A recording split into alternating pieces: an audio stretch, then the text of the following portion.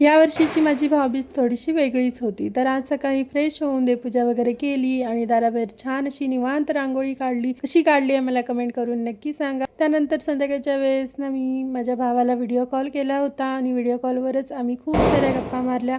यावर्षी मी काय माझ्या माहेरी गेले नाही. दिवाळीला इकडेच छान सेलिब्रेशन केलं दिवाळीचं.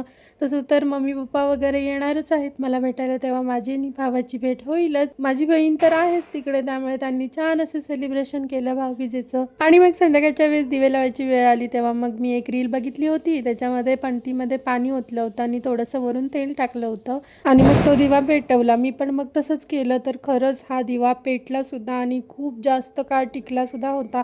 कमी तेलामध्ये जास्त काळ दिवा टिकवायचा असेल तर ही ट्रिक तुम्ही सुद्धा नक्की ट्राय करून बघा. संध्याकाळच्या वेळेस मग छान असे सर्व ठिकाणी दिवे वगैरे लावून घेतले आणि मग स्वयंपाक करायला लागले. आज काहीतरी स्पेशल बनवूया म्हटलं.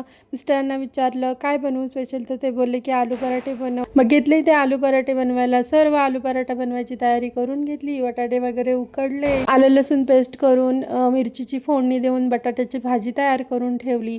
काही काम अर्जंट आल्यामुळे मिस्टरांना भाऊबीजेसाठी त्यांच्या बहिणींना भेटायला जाताच आलं नाही, त्यामुळे म्हटलं चला त्यांच्यासाठी काहीतरी आपण स्पेशल बनवूयात. पण आलू पराठा हा मला न जमणाऱ्या पदार्थांपैकी एक आहे. तो जाडच होतो, त्यातलं सारण तरी बाहेर येतं किंवा तो टम्म असा फुगतच नाही. पण यावेळेस मात्र टेस्टी झाला होता आणि मग मिस्टरांना खायला दिलं तर त्यांची रिॲक्शन बघा. कसा झाला पराठा? छान झाला.